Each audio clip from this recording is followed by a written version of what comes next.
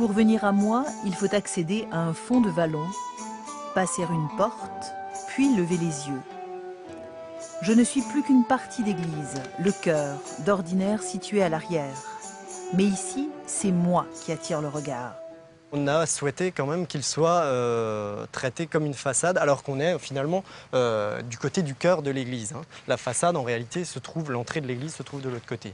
Et l'entrée se trouvait directement contre le cloître de l'abbaye. Car j'étais l'église de moines bénédictins. Édifiée au XIIe siècle, je n'étais pas destinée à nourrir la foi de simples pèlerins. Pour preuve, ma façade, ornée d'étranges façons.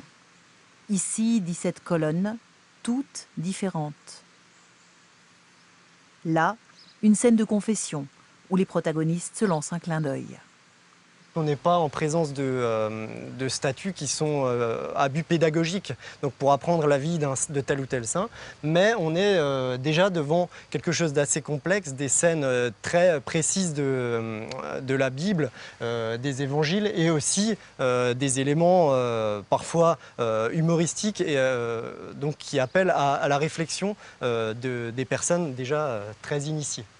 Fief de prince abbé, symbole de puissance, mon abbaye a été convoitée par les grands de ce monde, de Charlemagne à Louis XIV. J'ai survécu sans dommage à maints conflits et guerres. Et pourtant aujourd'hui, je me retrouve estropiée. De ma nef disparue, seul le mur du cimetière préserve la trace. Et cela pour cause de folie des grandeurs de mes moines. Ils ont décidé de reconstruire au courant du XVIIIe siècle la nef de l'église dans un style baroque, comme ce qui se faisait beaucoup dans d'autres abbayes. Et donc ils ont commencé le démontage, ils ont commandé eux-mêmes le démontage de la nef pour reconstruire une nouvelle nef en style baroque.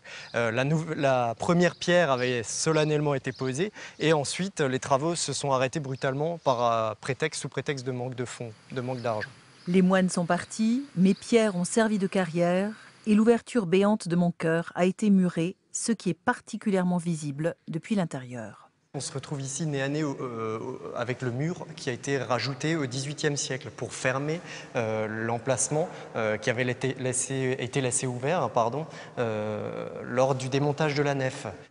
Aujourd'hui, simple église paroissiale, il me reste ma voûte élancée, haute de 19 mètres. Véritable prouesse technique de l'art roman. Et le souvenir de ma splendeur passée qui impressionnera toujours le visiteur.